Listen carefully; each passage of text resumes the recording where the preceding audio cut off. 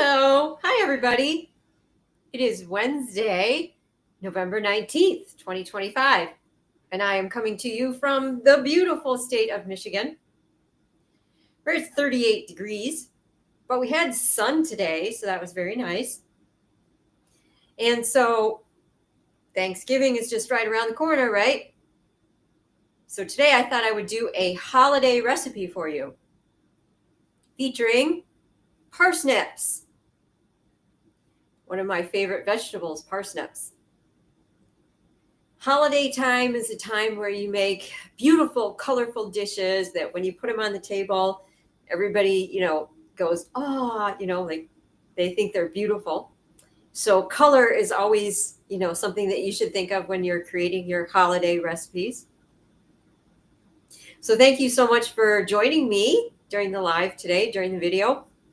Leave a comment, say hello, let me know where you're tuned in from. And of course, you can ask questions, any questions whatsoever. I can answer questions during the live. That's the whole reason why I go live, is to interact with you. And we can talk, we can chat, you can ask me questions. And so I'm going to share this recipe with you. And I thought also I would give you an update on the ostriches. I'm so sorry to say, and it's absolutely devastating, that all the ostriches are dead. It's just horrific. It was murder. It was slaughter. It was terrible. And I will talk more about that later on in the video, but I would like to get the recipe going first and foremost. And I want to show you what a parsnip looks like. And also in this recipe is delicata squash, one of my favorite winter squashes. It's actually one of the sweetest winter squashes. And the skin is also soft. So this is one of the winter squashes that you can eat the skin on. Delicata squash and parsnips. Hold on for just 1 second. I'm going to get those out of the fridge so I can show you what they look like.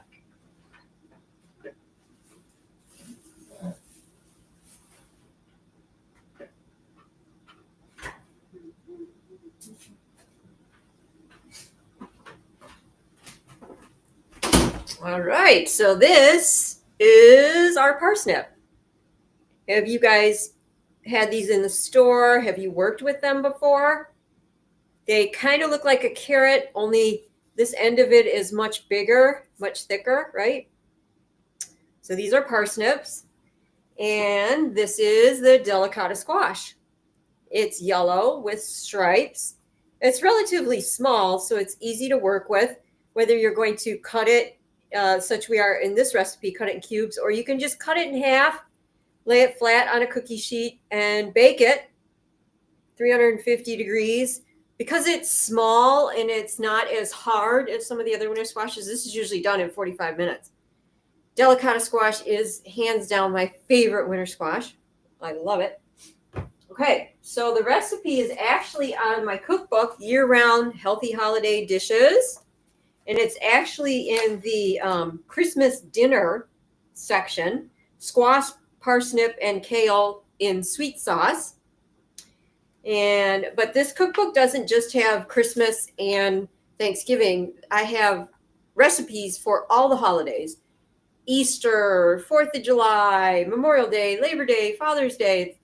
It's all in this cookbook, and you can get the cookbook at macroval.com. Whoops, I left this here, so you can't see my sign. There you go.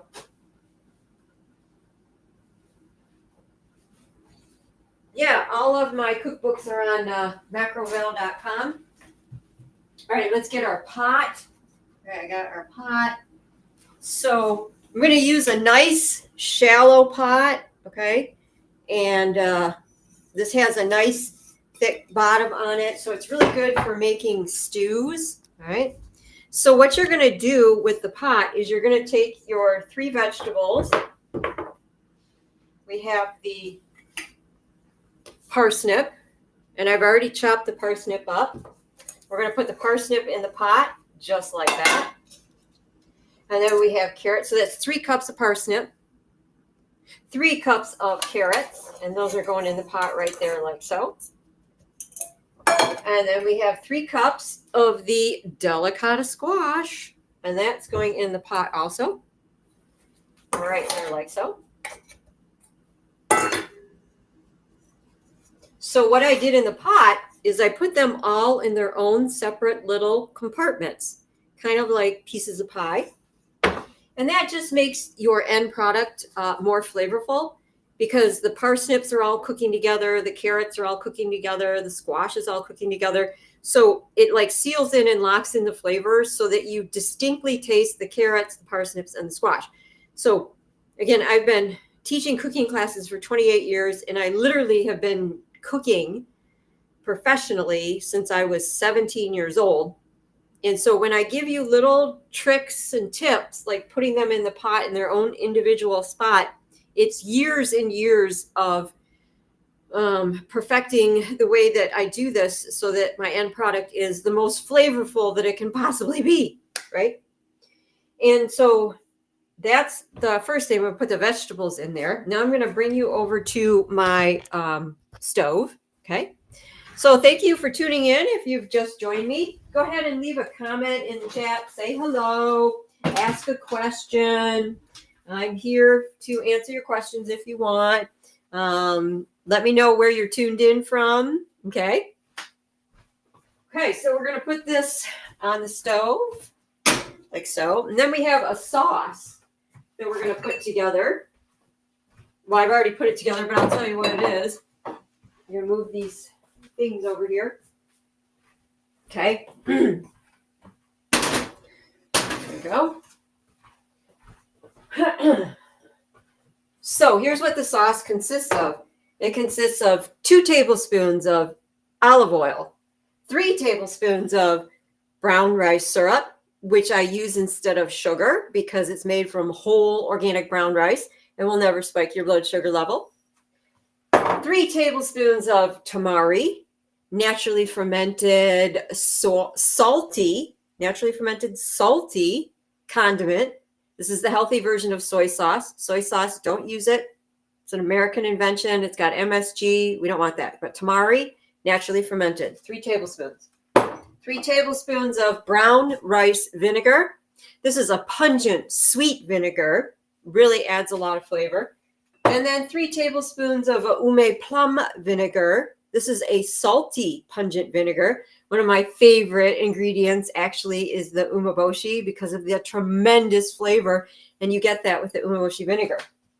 So that's what's inside this measuring cup. Olive oil, brown rice syrup, tamari, brown rice vinegar, and ume vinegar. Now in a larger measuring cup, I have a 1/2 cup of water and a 1/2 teaspoon of sea salt.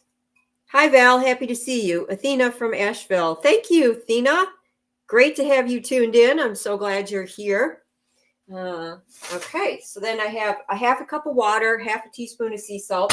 This is all part of the sauce. Now I'm going to take what I measured here and just pour it into the bigger measuring cup so we can whisk it all together before we pour it over the vegetables, right? Here we go. I'm going to use a fork. You could use a whisk if you wanted to, but just mix it all together. Kind of dissolve the brown rice syrup, dissolve the sea salt, whisking it together. And then you just pour it over our vegetables like so.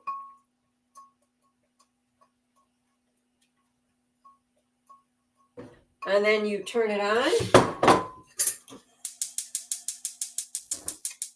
I'm going to put a lid on it. Right now I have it on high because I want to bring this to a boil. So you want to get the liquid in there as hot as possible. And then I will reduce it to a low and let it simmer for 15 minutes. But first we need to bring it to a little boil there. Okay. And then we have 15 minutes to cook.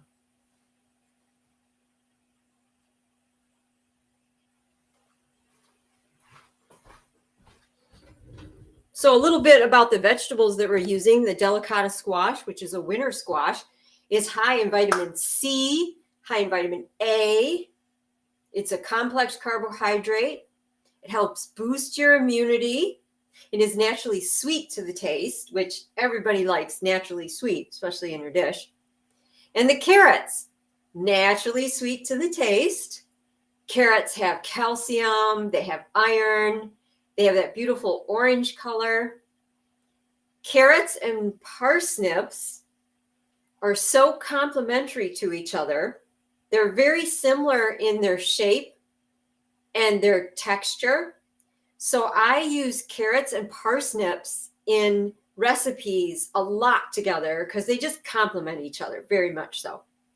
And the parsnips. A lot of people have not had parsnips before because they are not like the typical normal vegetable that you usually see at the store. They are a fall, winter vegetable. So a lot of times in the spring and the summer, you're not going to find parsnips in the store anyways. Parsnips have calcium, iron, potassium for your heart, vitamin C, vitamin A. They're naturally sweet to the taste. They're very, very delicious. Okay. So we're going to wait for this to come up to a boil and we're going to simmer. So what are you guys doing for the holidays? What are you making for your Thanksgiving dinner? What about Christmas dinner? Because that's right around the corner too. So every year I have a sit-down Thanksgiving dinner here at my house for students, friends, anybody who wants to come. All the recipes are organic, whole foods, vegan, and I have gluten-free options because I make a stuffing using Ezekiel sprouted whole grain bread, and that is sprouted with wheat berries. So that one's not going to be gluten-free. So I also make a gluten-free millet stuffing. So we've got two different stuffings. I make a tofu turkey. No, I don't buy it from the store. I make it from scratch with tofu. And I actually put the stuffing in the middle of the tofu turkey and bake it in the oven. Oh my God, it's so good. I make millet mashed potatoes with the whole grain millet, which is high in calcium and iron and fantastic for you. And I serve that with your choice of onion gravy or mushroom gravy. And I have the traditional cranberry sauce that I make from scratch. And I also make fig blueberry sauce, which I actually prefer the fig blueberry sauce personally myself. Not really a fan of cranberry sauce, but it's so traditional and you really need to serve it at the holiday time that I make both of those sauces. Okay, just so you know. In fact, The only thing I have made up right now from that meal is the cranberry sauce. So I get whole organic cranberries. I like mixing my cranberries with apricots. I know a lot of people do orange. I'm not an orange fan, so I do apricots. And of course, it's sweetened with brown rice syrup and maple syrup, no refined sugar whatsoever in my Thanksgiving meal. And it's served with pumpkin pie, one of my all-time favorites. And then I make aquafaba whipped cream. So we even have whipped cream for the Thanksgiving dinner. Now, if all those recipes sound amazingly delicious to you, guess what? They're all in this cookbook, Year-Round Healthy Holiday Dishes. The same cookbook that this recipe I'm showing you today is in this cookbook. I'm telling you, when I made this cookbook a few years back, I think I put some of my best recipes in here. I mean, the whole Thanksgiving meal is in here. That's got to be, I wait every year for this Thanksgiving meal. I mean, I just absolutely love it. I'll show you some pictures. Here's the picture of, I also make a sweet and sour, colorful kale dish with sauerkraut. That's like the palate cleanser, the sauerkraut. Here's the tofu turkey. You can see that there. Yeah. So the gluten-free millet stuffing has sweet potatoes and tempeh in it also. Just absolutely delicious. And pumpkin pie, one of my all-time favorite is pumpkin pie. I just adore it. All right, we're at a boil. I can hear it's at a boil now. All the liquid is boiling. So let's turn it down. And I'm going to set the timer for 15 minutes. Give me a minute here. I got to get my timer. You want to cook it for 15 minutes until all the vegetables are fork tender. So we will put the timer on 15 minutes. Okay, we are set for 15 minutes. Let me move the camera back over here to my working station. So thank you all for tuning in. Go ahead and say hi and let me know where you're tuned in from. And even if you're watching this video on replay, if you leave a comment, I will see it. I'm going live on both Facebook and YouTube. And I wanted to talk to you a little bit about my YouTube channel. So I'm going to put out into the universe and start a campaign. From now until Christmas, I'm going to work really hard on my YouTube channel to get 1,000 subscribers. In order to get any money from your YouTube channel, you must have at least 1,000 subscribers. I think I'm at 600 and something right now. I go live on my YouTube channel whenever I can. And then I also have lots and lots of videos where I share recipes. I have videos where I show you how to chop vegetables and things like that. But currently I make no money whatsoever from my YouTube channel. So it would be really nice if I could make just a little bit of money. I don't know if you know, but when I go live like this or when I share a video and everything, I'm putting my work and effort in that with nothing back. And this is what I do full time. This is my full-time job. I am a personal chef. I am a teacher. I teach cooking classes, and I do offer one-on-one lifestyle counseling where I use food and healthy food, healthy organic whole foods to help you overcome dis-ease in your body. So I am single and I live in Michigan. I have no husband who is paying all the bills so that I can do fun things like have videos on my YouTube channel. When I am doing things like this is what I do for a living. I am literally cooking all the time. People don't realize that, but all the time. I have regular clients that I cook for on a regular basis because I have to pay my bills. All my cooking classes, my cookbooks, anything that, I can do using my talents as a chef, this is what I do for a living. As I mentioned, my first job was at the age of 17, where I went to work at a delicatessen. And by the age of 18, I was managing the delicatessen. So my first job was in food. We made subs and pizzas, and I just fell in love with the food industry, I guess. And then I was the assistant manager of French bakery and restaurant. And then I had a house cleaning business. I stepped away from the food industry for a little bit, but I came back because I love it so much. And that's when I discovered healthy cooking, macrobiotic cooking. I was really drawn towards the energy of the food. I'm all about energy. I feel energy, the energy of the food, the philosophy in macrobiotics is just what drew me to it. I became vegan, and that's, 30 years now. That's the lifestyle I've been living. This is second nature to me. This is what I know. Interesting, I've been teaching classes for 28 years, and I am still coming up with new recipes all the time.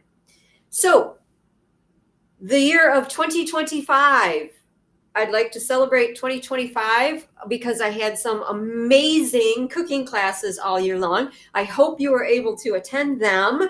My outdoor grilling classes were just so much fun this year. My outdoor grilling classes are the summertime. We're outside on my back patio. I made things like asparagus tacos. Yum.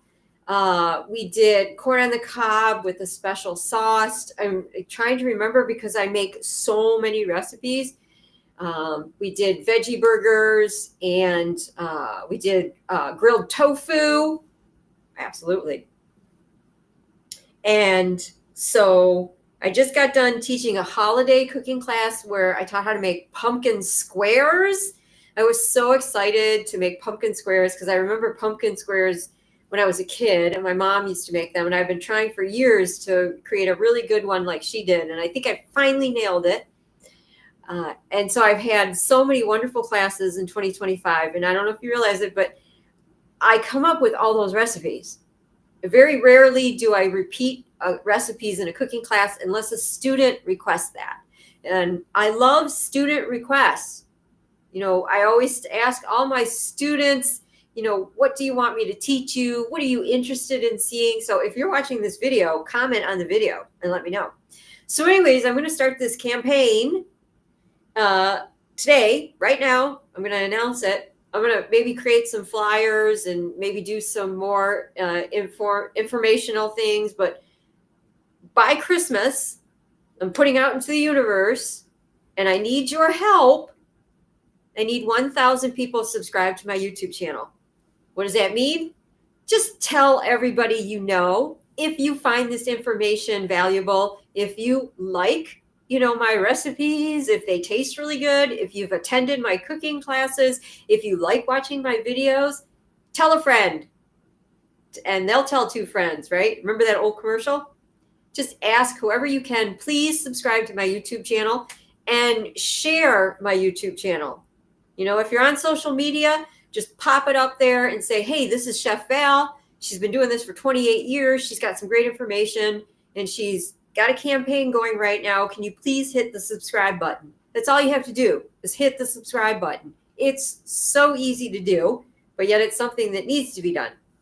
Now, today, before I went live, I was working on a new video I'm going to upload to the YouTube channel, okay? So this is what it is. Caramel corn. Yeah, so as soon as I watch the video and make sure it came out good and everything, I'll upload this probably by the end of the week. I will have my caramel corn video on the YouTube channel. This recipe is one of my best recipes ever. I have been making caramel corn since 4th grade. I was in school, I was in a home ec class, and they taught us how to make caramel corn. And so I started making it, and I would give it away as Christmas gifts every year. And my family and my friends loved it. They looked forward to Christmas every year so they could get my caramel corn. And so I switched over my diet, and I started to change my diet, and I was changing all my recipes. And my family said, you cannot change your caramel corn recipe. You cannot mess with that. That's the best caramel corn ever. Well, I didn't tell them, but I did change the ingredients. I made the ingredients healthy and vegan. And I did not tell them. And Christmas rolled around and I gave everybody their caramel corn for their gifts. And they're all eating it and they're loving it. And they're like, oh my God, this is the best caramel corn ever, Val. You can never change this recipe. And I said to them, I already did. They could not tell the difference. They could not tell the difference that I had already changed the recipes. So I just made this video, and it takes a long time to make the video because it takes a long time to make the caramel corn. And so that's going to be up on the YouTube channel very, very soon. You'll be able to see, you'll follow along how to make caramel corn. And if you can't wait, guess what? The caramel corn is also in year-round healthy holiday dishes cookbook. I told you this cookbook has some of my best recipes. Okay, so that's going to be in there coming up. All right. All right, let's see. How long have we got on those vegetables? 6 minutes. We got 6 minutes. Hey, I got something else to show you. Ready? This is a new recipe that I'm going to be teaching on December 10th in my fantastic phyllo dough cooking class.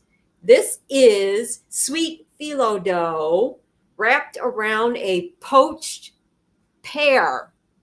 Yes, it is so good. It is so, so, so, so good. Look at this.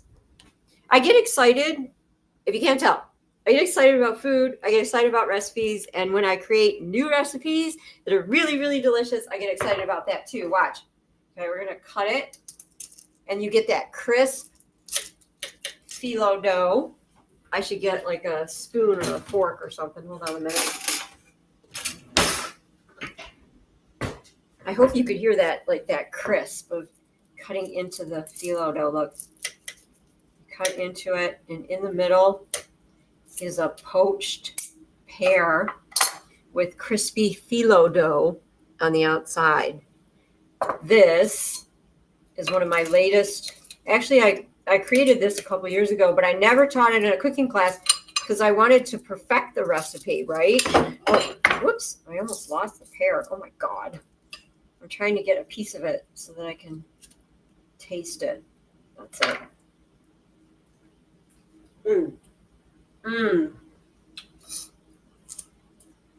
Oh my God.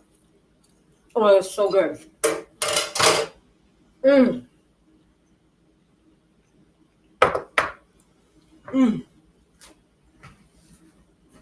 Oh, wow.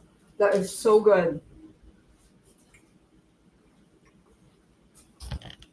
All right, so that class is December 10th. It'll be the last class of 2025. Fantastic fun with phyllo dough. Now, we're not making phyllo dough from scratch. It's too complicated. Phyllo dough is very, very thin dough. I get an organic phyllo dough. I'll be showing all that. I'll be demonstrating all that in the class.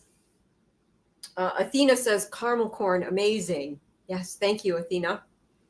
Stay tuned for that video that's going to be on my YouTube channel very soon. Me making the caramel corn.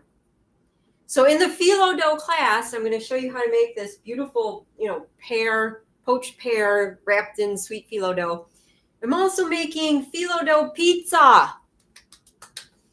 We're going to make a squash garlic sauce. Yes, no tomato sauce for me because that's a nightshade vegetable. Squash garlic sauce. Mushroom bacon. Yep, mushroom bacon's going on it.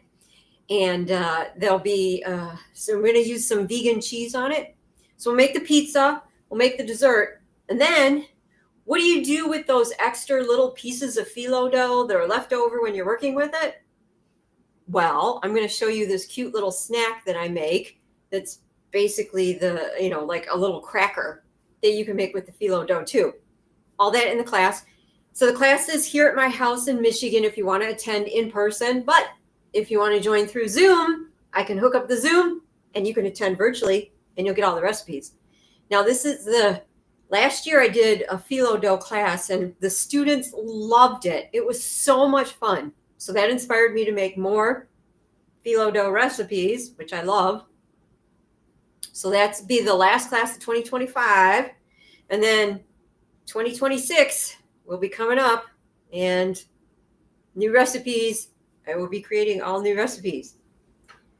All right, Let's see how much time we got left on that dish. It's almost done. Now the recipe also calls for kale, and it calls for 2 cups of chopped kale, but I'm not adding chopped kale to the recipe this time. What I'm doing is I'm adding minced kale, because if you've attended any of my cooking classes previously, you know that I tell everybody that take kale and mince it up in your food processor and then put it in the freezer. You always have minced kale on hand. So if you're doing a recipe like this and you don't have the fresh kale, you can add the frozen minced kale to the recipe. All right, so that's what I'm going to do here. Let's move back over to the recipe. In fact, I'll just add that kale on top right now. Let's check the softness of the vegetables and see. Oh, they're not soft. Nope. We're gonna have to let this go a little bit longer. Sorry about that. I don't think I'm gonna turn the temperature up to like a medium low as opposed to a low low. We've got a few more minutes before those vegetables are going to be soft, that's for sure. And then after the vegetables are soft, we're going to thicken the sauce in there so that it sticks to the vegetables. Okay, I'm going to stop the timer, and I'm going to add 7 more minutes to the timer. All right, so this gives me a few minutes to talk about other topics. So if you've been reading my blogs, following me, getting my email newsletter, and watching my videos on live, you know that for 11 months I have been telling you about the Universal Ostrich Farm and the beautiful ostriches that live there. Almost 400 ostriches. And, the whole story is laid out in, I've written 9 blogs, 9 Substack blogs about the ostriches. Basically, back in December of last year, they supposedly had bird flu, but it was diagnosed with a PCR test done on 2 dead birds. PCR test is basically not reliable. And this started the whole nightmare of the CFIA, Canadian Food Inspection Agency, telling them that they had to kill all of their ostriches. So Katie Pasnitny is the daughter of Karen. Karen owns the farm. Karen's partner's name is Dave. So we have Dave and Karen own the farm. Katie is their daughter, not Dave's daughter. It's Karen's daughter, excuse me. Dave and Karen are just business partners. That's it. I don't mean to confuse you, but just so you know the names, Dave, Karen, and Katie. So Katie started going live on Facebook, and I started following her. And every day she would come on and she would show us her beautiful ostriches. I fell in love with the ostriches, just like everybody else who started following these beautiful ostriches. Healthy, robust, beautiful ostriches. These ostriches were obviously not sick. And this started the battle that Karen and Dave and Katie, they were trying to, save their ostriches. They went to court. The court would give them a stay of order, which means they can't kill the ostriches, but yet they had to go to court. Now, the ridiculous thing throughout the 11 months is there was all this evidence that was piling up that these ostriches were not sick. But every time that they would go and they would try and get a stay of order, they would try and save the ostriches, they weren't allowed to submit new information to the court. The court was only going on what happened in December of last year with those 2 false PCR tests. And they kept saying the ostriches had to die. Well, everybody fell in love with these ostriches. And the whole thing is just ridiculous and unbelievable. And everybody who I've talked to and told this story says the same thing. That's unbelievable. Well, guess what? It is unbelievable, but yet it happened. And it cannot happen again. The death of those ostriches was horrific, and they cannot have died in vain. Katie is making it her mission to change the CFIA. I personally am appalled and disgusted that we are killing animals in huge mass numbers, whether it's in Canada or the United States. The Universal Ostrich Farm is in BC, Canada. I am in the United States. I'm in Michigan. Doesn't matter. Borders don't matter. We need to do something about this. We need to stand up and say no. This is the Holocaust for the animals, where they would put millions of people into gas chambers and kill them. They are putting millions of chickens into a gas chamber and killing them. And at the Universal Ostrich Farm, they killed all these ostriches. Now, they claim there was 300 and some, okay? But there was also eyewitnesses on the farm who saw the numbers dwindle, and they think that the CFIA, once they took over the farm, they were in charge of the farm for like 40 days. They were either killing the ostriches at night or they were transporting and taking the ostriches out of the farm. These are things that people who are at the farm have hypothesized. Again, none of this can be proven. I'm not saying that it is proven. I'm just relaying the story from watching the live feeds. And thank God for all the people who went live at the Universal Ostrich Farm. We live in a day and age now where everybody has a cell phone, and those people at the farm turned those cell phones on and just went live, and they showed the whole world, first and foremost, those beautiful ostriches, how they were completely healthy. There was nothing wrong with them, and they deserved to live. Everybody going live, especially Katie, she was able to tell the story of what was happening. And we all heard the insanity of what was happening. There was no reason to kill these ostriches, no reason whatsoever. Now, the last live that I did a prayer vigil because I wanted to save these ostriches. Well, Thursday, November 6th, a day that will live on forever. And I'm hoping that it becomes National Ostrich Day. The Supreme Court of Canada decided to not take the case of the Universal Ostrich Farm, which basically gave the CFIA the green light to kill these ostriches. November 6th, I was watching the live streams from the Universal Ostrich Farm all day long and all night. It was tragic, horrible. During the day, Katie, Karen, and Dave, and all the supporters there had to watch the CFIA corral all those beautiful ostriches into what they called the kill pen. Bales of hay stacked really, really high that they were going to kill the ostriches. As soon as it got dark, the gunshots started. They went on for 3 hours. The live feeds, you could hear the people screaming in the background. You could hear Katie screaming at the top of her lungs. I will never forget the gut-wrenching sound of hearing Katie in the background screaming, "Stop it, stop it." We all were hoping that a hero would step forward. I don't know who that would have been, but somebody who could have stopped this. But nobody did. The ostriches are all gone. They're all dead. And they were killed in the most horrific way possible. Mass confusion, chaos. You can't kill an ostrich with one bullet, with one shot. Those ostriches were running around in panic for hours, watching their family die. It was horrific. It was animal abuse. It was a slaughter. It was a murder. It was terrible, absolutely terrible. And now Katie and Karen and Dave have to live with the aftermath.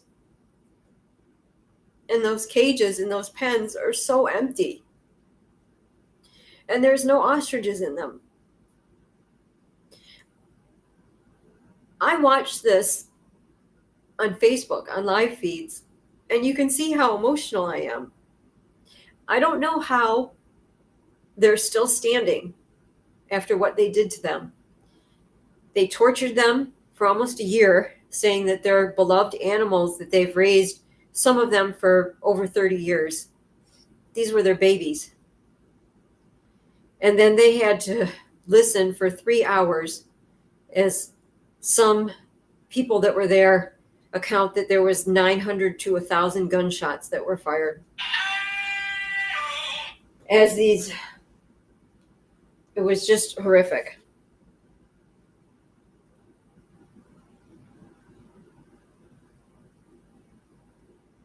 And then the next day, all lying dead in the kill pen.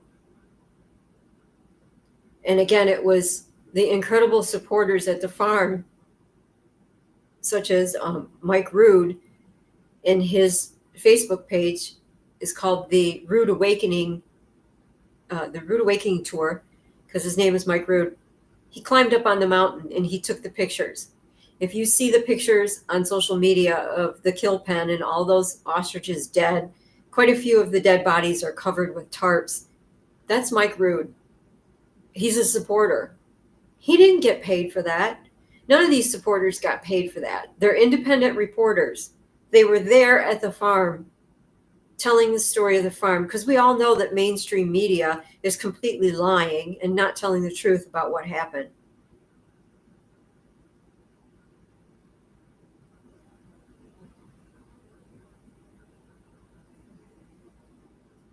And that was November 6th. It is now November 19th. They don't know where those ostrich bodies ended up. The insanity and the absurdity and the fact that the CFIA is trying to cover up what in the world they did. Those dead ostriches were loaded in very large bins, and the supporters of the farm followed those bins to try and find where their final resting place was going to be. And they actually had decoy bins on the road to confuse the supporters. So there were some people that were following bins that didn't have the ostriches in them, but they looked exactly like the bins that had the ostrich in, because they did it on purpose to confuse the supporters, because they don't want anybody to know where these beautiful ostriches, where their dead bodies ended up. There's a lot of speculation as to why that is, but the bins ended up at a parking lot in a super safe place in Canada. And then the supporters stayed there. They stayed there until today, where the RCMP came and told them that they had to leave. And to the best of their knowledge, with eyes on those bins have not moved. And they were killed on the 6th. So now the CFIA released an official statement in the mainstream media, which we know we can't rely on, saying that they were buried. Who knows? So to add insult on injury, Katie and Karen Dave don't even know where the final resting place is for their babies. Why does this matter?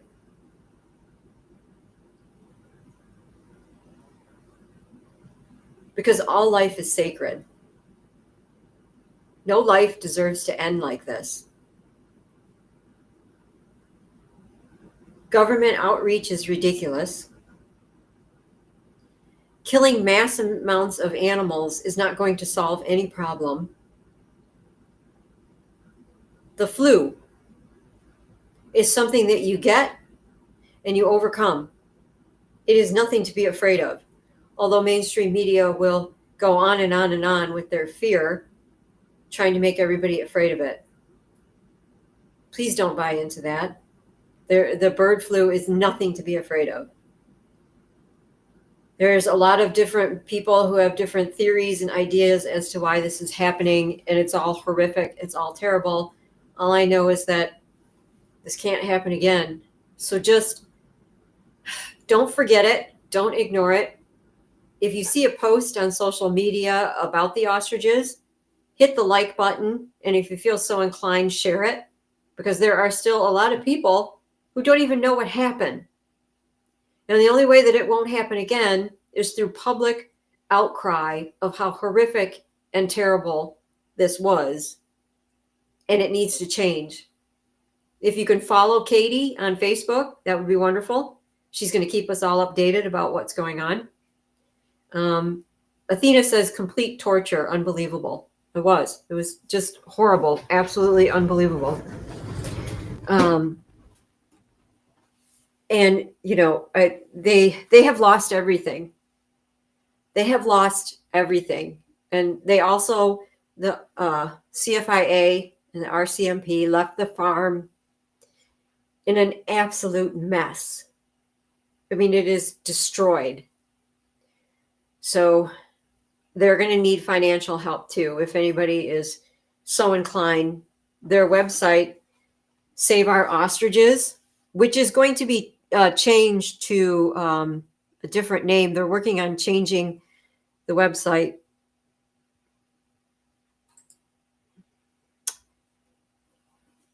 Let me sort of.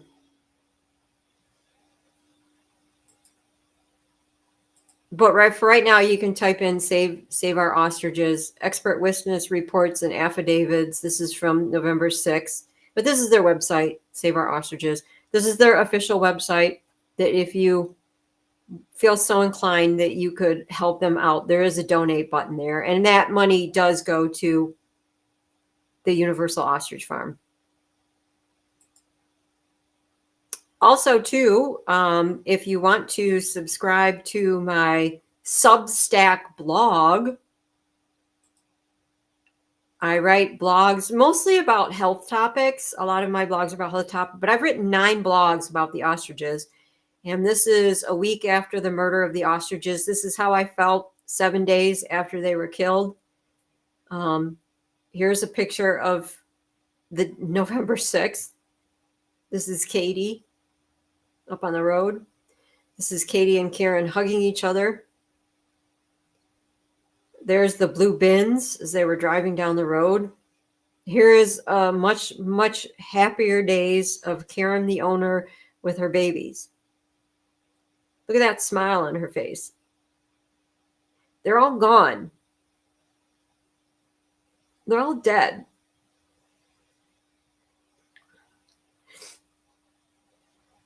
Somebody wrote this and made this for them. It's beautiful.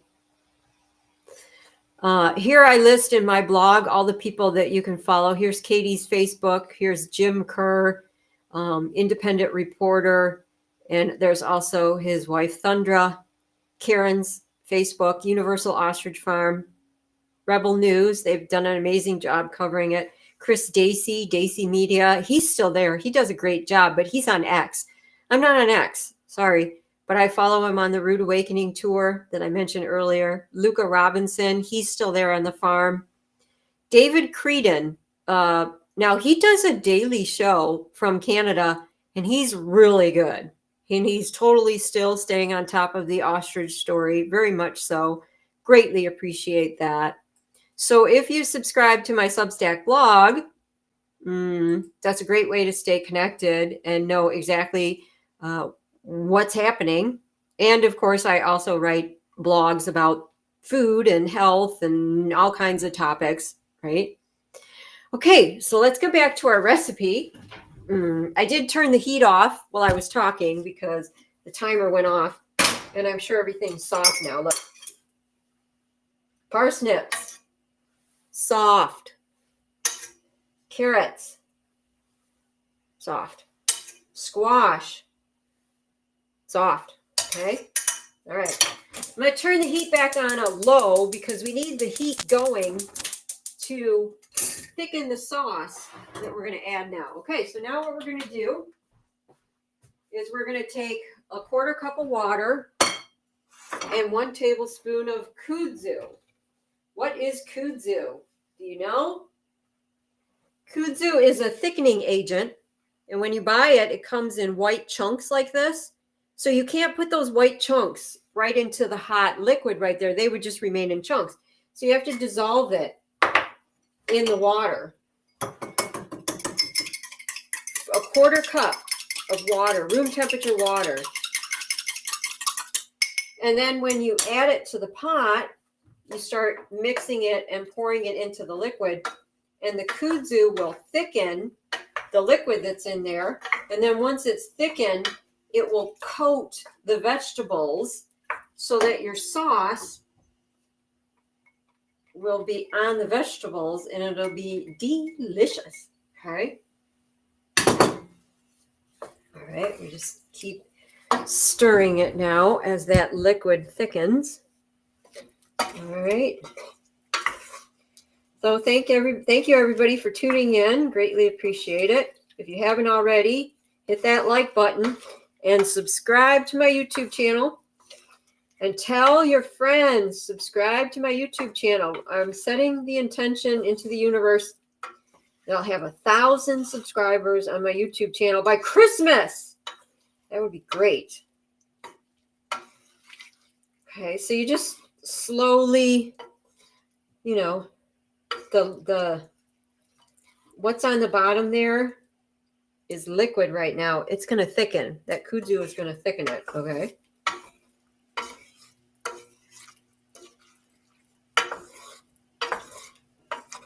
And if you're watching the video afterwards on replay or something and you put a comment, I will always see the comment and respond to it. Oh, it's starting to get a little thick now. Let me know in the comments what you're planning on cooking for Thanksgiving or Christmas. Again, as I mentioned earlier, my big Thanksgiving dinner is Saturday, this Saturday. Sit down Thanksgiving dinner here at my house where I'm making the full menu that's in my year-round Healthy Holiday Dishes cookbook. And then on actual Thanksgiving Thursday, I'll be going out to my parents' house where we do very similar version of the dinner, only I make a loaf, a millet tempeh loaf. And we usually do some either baked sweet potato or baked butternut squash. But the fig, blueberry sauce and the cranberry sauce and the pumpkin pie and the stuffing and the millet mashed potatoes, that's all the same. All delicious. Yum, yum. Okay, so the sauce on the bottom is getting thick now. It's starting to coat the vegetables. That's what you want. Yeah, I can hear it starting to bubble.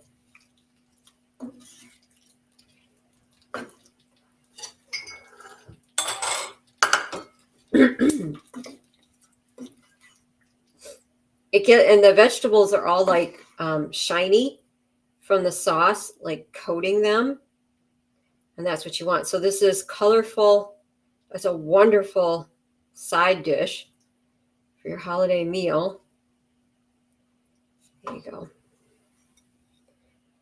Parsnips, carrots, and squash in a sweet sauce.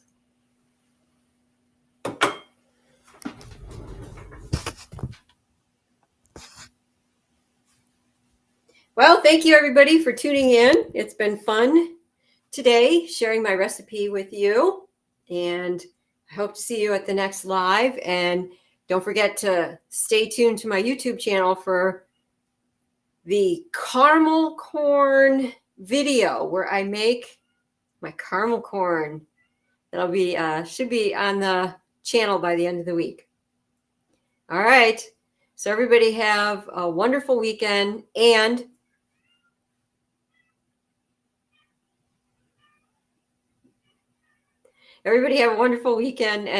get in the kitchen.